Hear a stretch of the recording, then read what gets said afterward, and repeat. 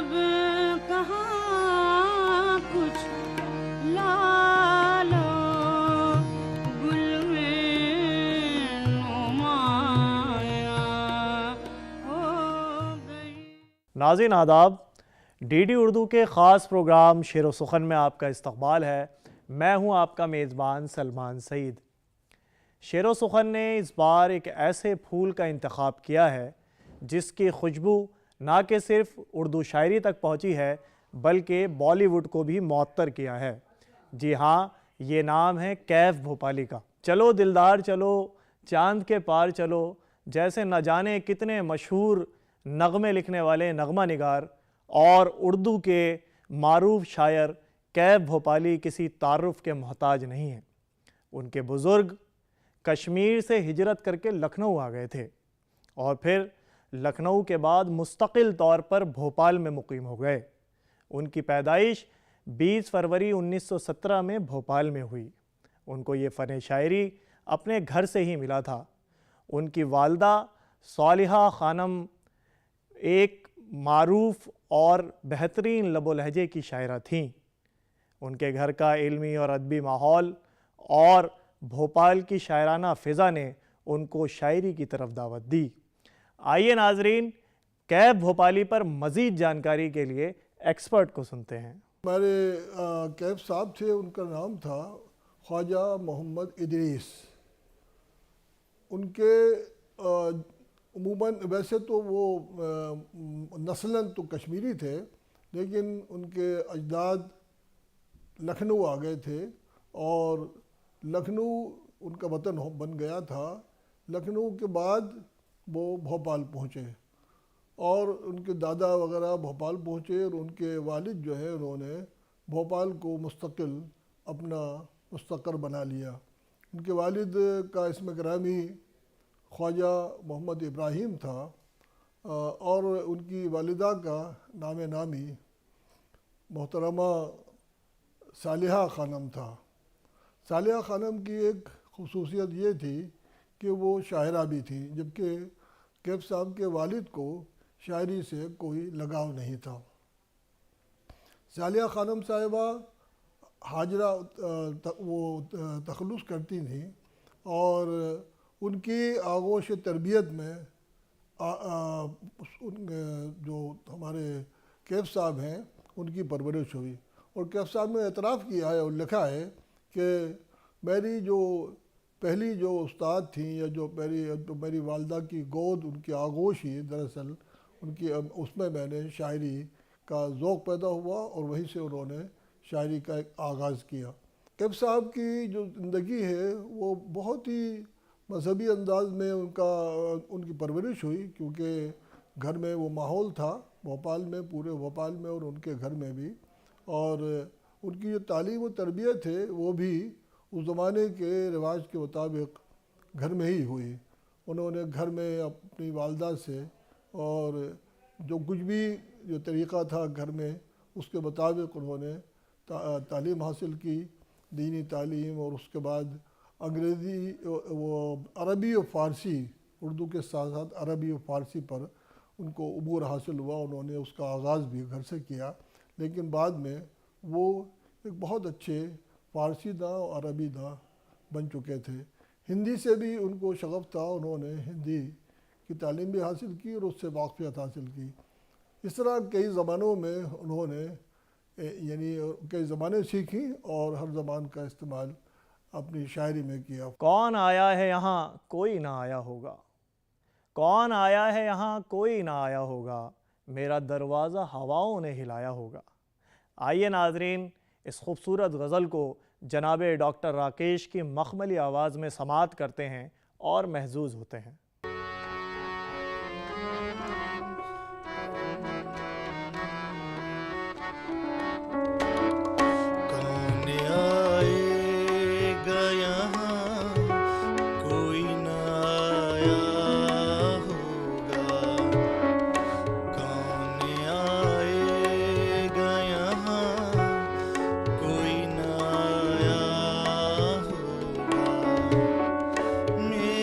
दरवाज़ा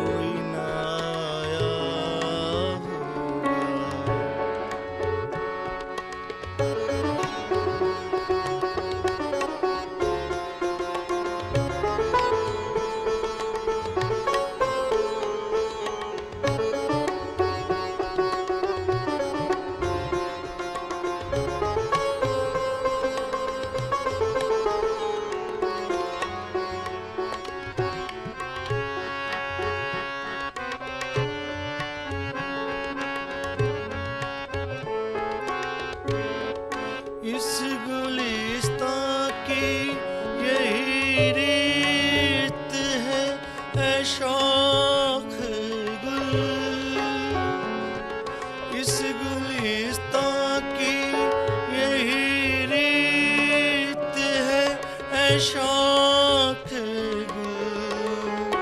तूने जिस फूल को पाला वो पराया होगा, कौन आएगा यहाँ, कोई न आया होगा।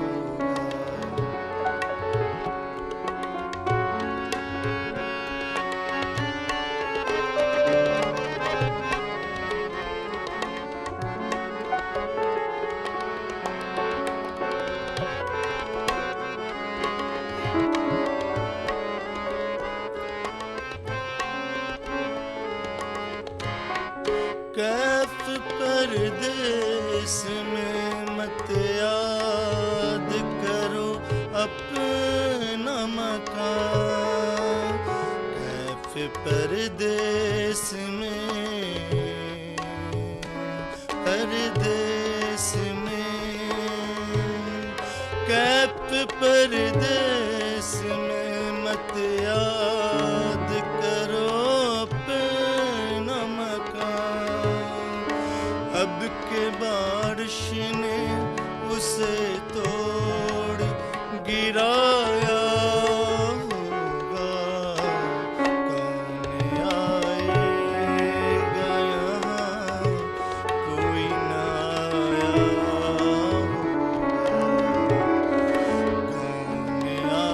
आएगा यहाँ, कोई न आया होगा।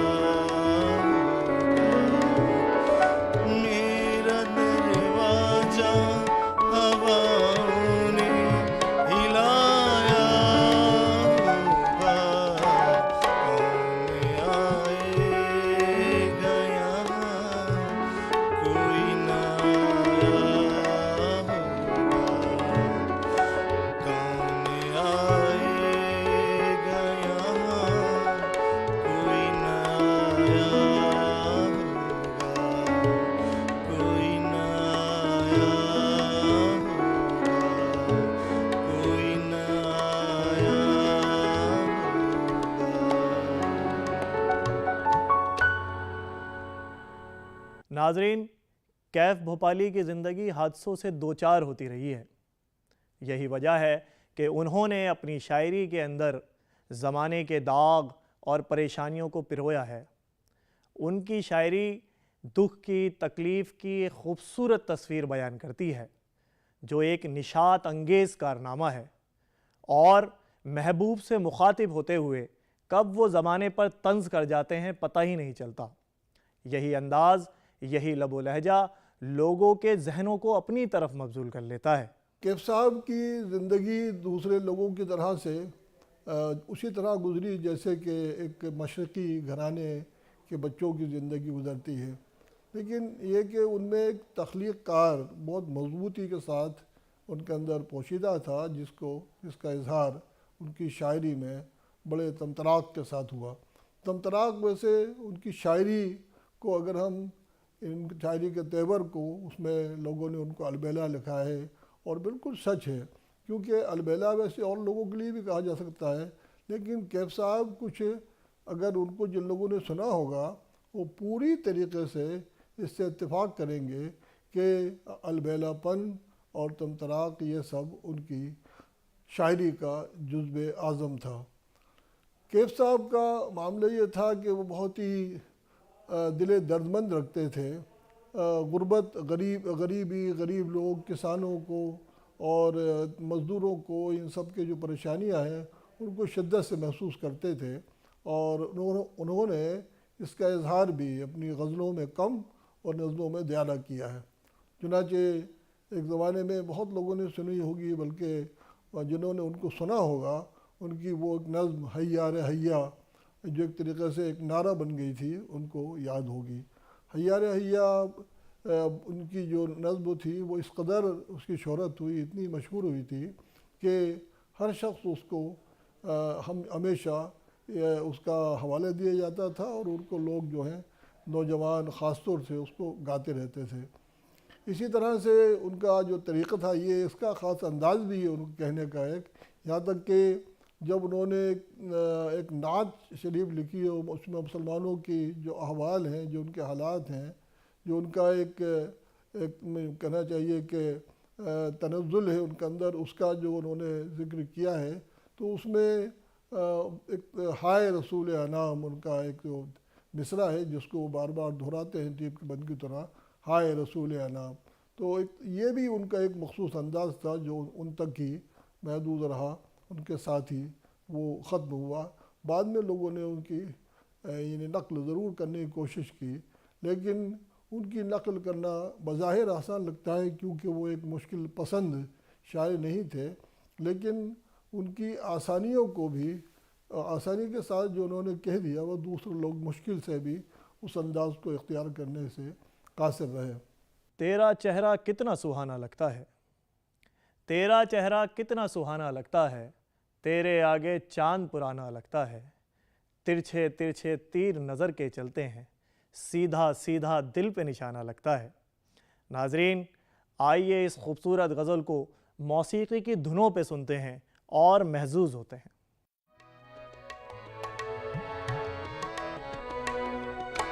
तेरा चेहरा कितना सुहाना लगता है, तेरा चेहरा कितना सुहाना लगता है, तेरे आगे चांद पुराना लगता है, तेरे आगे चांद पुराना लगता है, तेरा चेहरा कितना सुहाना लगता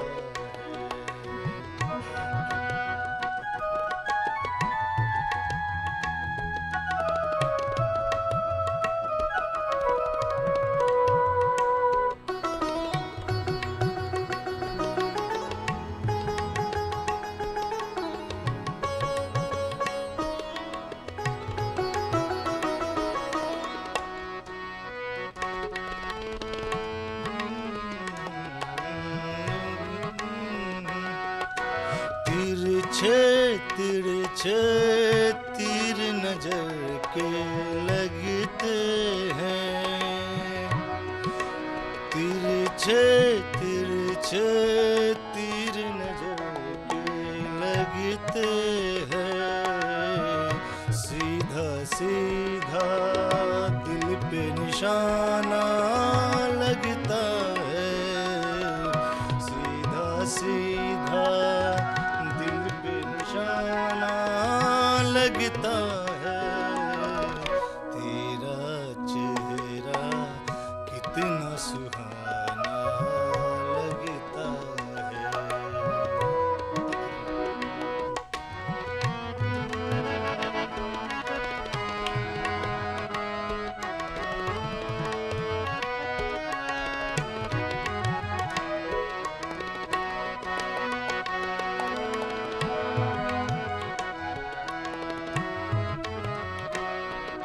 कैफ बता क्या तेरी गजल में जादू है,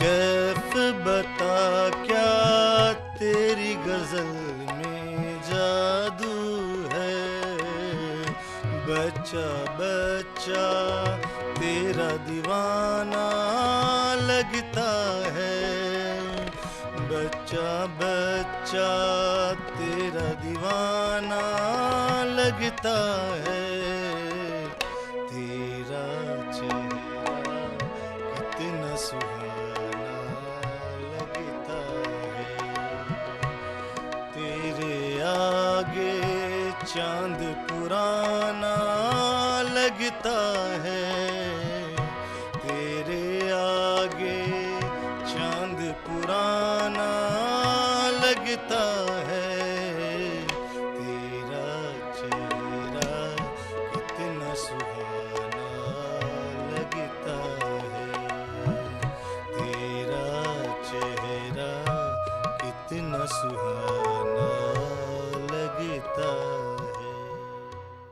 तन्हे तन्हा मुकाबिल हो रहा हूँ मैं हज़ारों से, तन्हे तन्हा मुकाबिल हो रहा हूँ मैं हज़ारों से, हसीनों से, रकीबों से, गमों से, गम गुसारों से।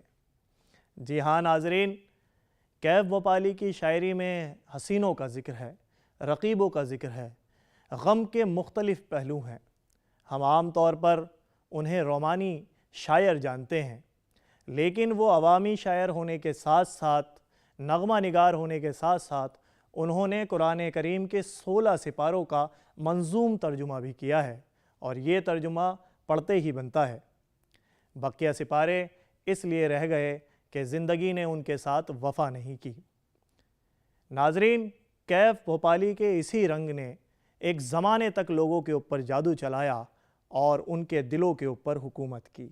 मशायरों की जो शायरी उन्होंने की और जो मशायरे में उन्होंने पढ़ा, तो मशायरे तो दरअसल उन्हीं की वजह से जिस ज़माने में वो थे, वो ऐसे मशायरे जिनके इम्कानात यानी कम हो जाते थे, वो लगता था कि मशायरा एक तरह फ़िलाप हो रहा है या ख़राब हो रहा है, तो उसको कैफ साहब की आमद या जब वो खड़े होते थे तो उस मशायरे को वो ज़िंदा कर दिया करते थे। कैफ साहब की अज़मत ये थी कि जब वो पहुँचते थे कहीं तो उनके नाम पर एक मजमा इकट्ठा होता था, और कैफ साहब के साथ साथ वो ख़ुद भी लोग उनकी दाद भी देते थे और उनको दोहराते भी थे। उनका जो अंदाज़ था उस अंदाज़ को इख्तियार करने की कोशिश करते थे। ये उनकी एक मकबूलियत की इंतहा थी। हमने भी उनको सुना है, बहुत लोगों ने सुना होगा, वो इससे इत्तेफाक करेंगे कि उस ज़माने में बड़े बड़े अच्छा पढ़ने वाले, अच्छा कहने वाले भी थे, इसमें कोई शक नहीं। खुमार साहब थे और उसके बाद खुद मजरूह साहब थे, शकील वगैरह लोग थे, और ये सब लोग जो हैं, 2-3 शायर तो जिगर साहब की बड़ी उस ज़माने में धूम थी, उनसे बड़ा तो कोई था नहीं उनके अहद में, लेकिन ये सब उनके ही शागिर्द थे। मजरूह साहब हों या खुमार बरबंकी हों या शकील बदायूनी हो, कैफ हो, इन्होंने उनसे इस्लाह ली थी। जो हमारे कैफ साहब की वालदा हैं, उन्होंने भी अपनी शायरी में सबसे पहले सिराज मीर खां सार से इस्लाह ली थी, और उसके बाद फिर ये ज़की वारसी साहब से इस्लाह किया करती थी। कैफ साहब जो है, उनके अशार जो बहुत मशहूर है, जिनकी वजह से उनका लहजा और उनकी पहचान कायम रहती है, उसके कुछ अशार मैं पेश करता हूँ। आप देखिए, ताजमहल के ताल्लुक़ से तो बहुत से शेर आपने सबने सुना होंगे और हर किस्म के शेर हुए, लेकिन कैफ साहब ने एक ऐसा महसूस होता है कि कमी, ताजमहल में कोई कमी भी देख ली थी और उस कमी का इजाला भी कर दिया था। ये इस तरह के काम, ये जो सोच, ये फ़िक्र, ये अंदाज़ कैफ साहब को जगह जगह नज़र आता है। वो कहते हैं कि एक कमी थी ताजमहल में। अव्वल तो ताजमहल में कमी निकालना खुद ही जसारत की बात है, लेकिन उसके बाद फिर उसकी तलाफ़ी करना कि हमने उस कमी को दूर कर दिया। वो कहते हैं एक कमी थी ताजमहल में, मैंने तेरी तस्वीर लगा दी। यानी मुझे ऐसा महसूस होता कि उसमें तस्वीर की कमी, वो भी तेरी एक महबूब से मुखातिब हैं या हर उस शख्स से जो कि बहुत ही खूबसूरत होता है, तो वो मैंने तेरी तस्वीर लगाने के बाद उसकी इस कमी को दूर कर दिया। ये कैफ साहब का एक अंदाज़ था उसमें। और देखिए किस कदर क्या तेवर है, किस खूबसूरती के साथ उन्होंने अपनी ये जो आशिकाना रोमानी शायरी जिस तरह उन्होंने की है, उसमें कुछ 2-4 शेर मैं आपको सामने पेश करता हूँ कि खेल खेल यही खेला तुमने लड़कपन से, जो भी मिला शीशा तोड़ दिया छन से। दरो दीवार पे शक्लें सी बनाने आई, फिर ये बारिश मेरी तन्हाई चुराने आई। नाजरीन, आइए इस गज़ल को डॉक्टर राकेश की बेहतरीन और ख़ूबसूरत आवाज़ में सुनते हैं, जिसको डीडी उर्दू ने ख़ास आपके लिए सजाया है। महजूज होते हैं।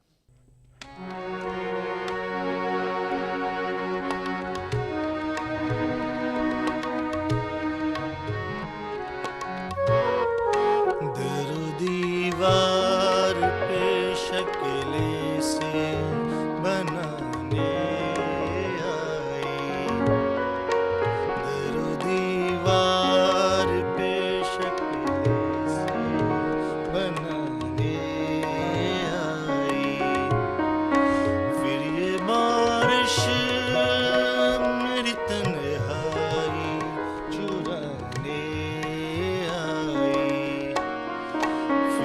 बारिश मेरी तन्हाई चुराने आई, दरो दीवार पे शक्लें से बनाने आई।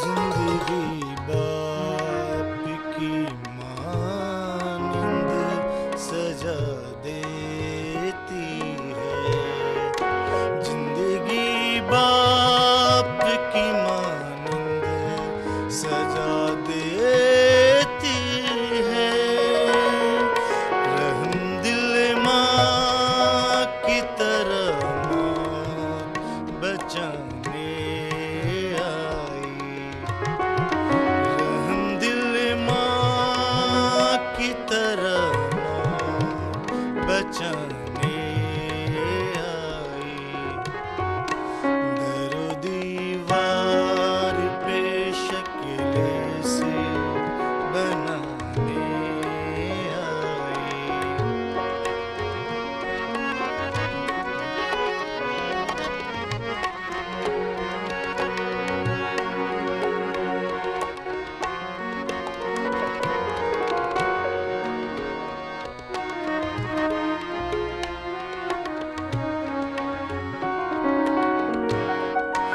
मैंने जब पहले अपना वतन छोड़ा था, मैंने जब पहले अपना वतन छोड़ा था, दूर तक मुझको एक आवाज बुलाने आई।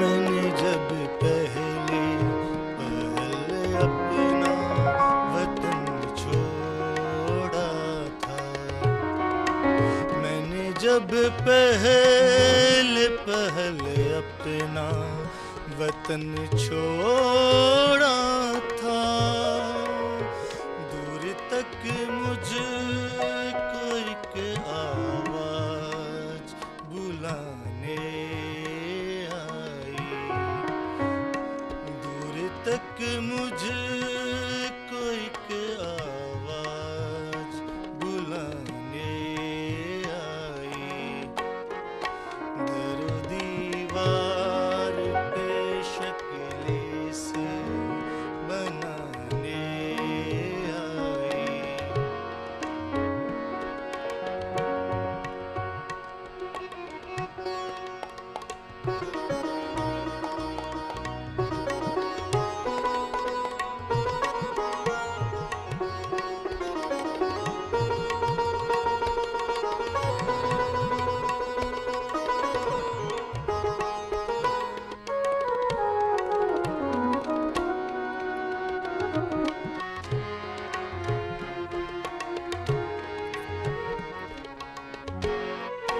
तेरी मानिंद तेरी याद भी जालिम निकली, तेरी मानिंद तेरी याद भी जालिम निकली, जब भी आई है मेरा दिल ही दुखाने आई, जब भी आई है मेरा दिल ही दुखाने आई, दरो दीवार पे शक्ले से बनाने आई। फिर ये बारिश मेरी तन्हाई चुराने आई। दरो दीवार पे शक्ले से बनाने आई। दरो दीवार पे शक्ले से बनाने आई। दरो दीवार पे शक्ले से बनाने आई। Thank you. नाज़रीन, आज के एपिसोड में हमने कैफ भोपाली के हयातो खिदमात पे बात की और उनकी गज़लों को मौसीकी की धुनों पे सुना। मुझे उम्मीद है आज का ये एपिसोड आपको बेहद पसंद आया होगा। अपनी कीमती राय से हमें नवाजते रहें और अपने मेज़बान सलमान सईद को इजाज़त दें। खुदा हाफिज़।